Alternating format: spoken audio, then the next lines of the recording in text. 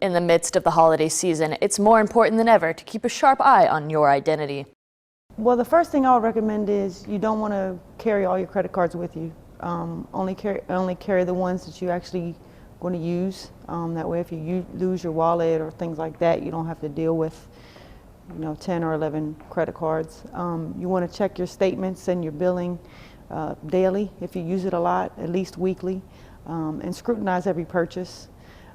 The new thing with the hackers is when they scam your information, they'll send a charge through for under $1. A lot of people may see that on their statement and just disregard it or blow it off. What happens is once that charge goes through, it tells them that the account is open and active, and then they begin to make other purchases, large dollar amount purchases.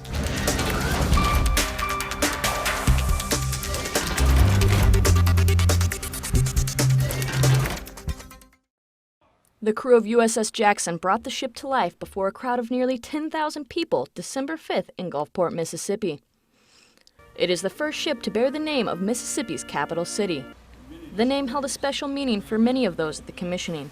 Just like Secretary of the Navy and Mississippi native, Ray Mabus was on hand at the ceremony to deliver his remarks. The brand new 417-foot ship weighs in at 3,100 tons. It can travel at speeds in excess of 40 knots. Senator Thad Cochran's daughter, Dr. Kate Cochran, was the ship's sponsor. Jackson will be home ported at Naval Base San Diego. For the crew, the commissioning was the accumulation of 3 years of hard work. Its modular design will support interchangeable mission packages, allowing the ship to be reconfigured for anti-submarine warfare, mine warfare, or surface warfare missions on an as-needed basis.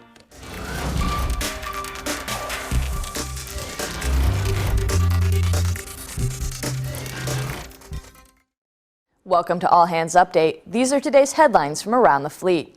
USS Nimitz is staying in Bremerton, Washington through fiscal year 2019. This decision avoids the possibility of 3 home port changes in 4 years for the carrier's 3,100 sailors and their families.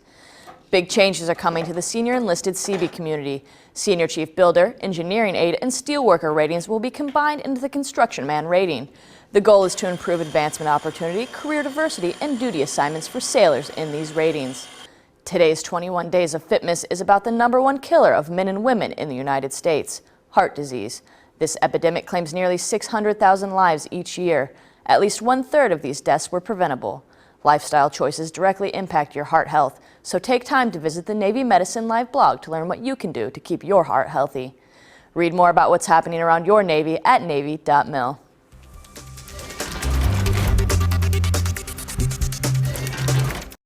Newport News Shipbuilding recently held a keel laying ceremony for the future USS John F. Kennedy.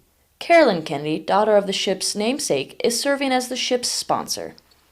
As a child, she christened the first USS John F. Kennedy, a Kitty Hawk-class aircraft carrier, which was decommissioned in August 2007.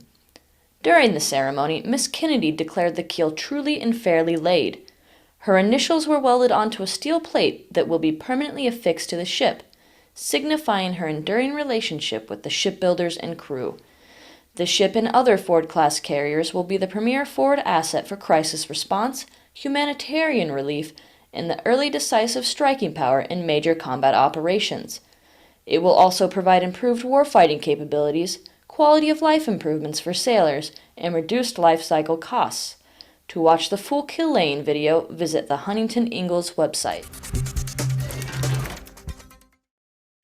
The Middle Pacific Energy Conservation Award will be presented to the Arleigh Burke-class guided missile destroyer, USS Preble. While operating, Preble consumed fuel at a rate of 23% below the DDG-class average and achieved a 19% reduction in electricity consumption, below the Middle Pacific baseline. The guided missile destroyer USS Bulkley recently entered the 6th Fleet area of operations and pulled into the port of Malaga, Spain. While in Spain, Bulkley sailors participated in a community service day at a local hospice. The holiday mailing cutoff dates are fast approaching. If you're planning to send mail or packages to your loved ones in APO, FPO, DPO, and AE zip codes 090 through 098, except 093, the deadline for Priority Express Mail military service is December 17th. Visit the United States Postal Service website to make sure your loved ones receive their mail in time for the holidays. For these stories and more, visit Navy.mil.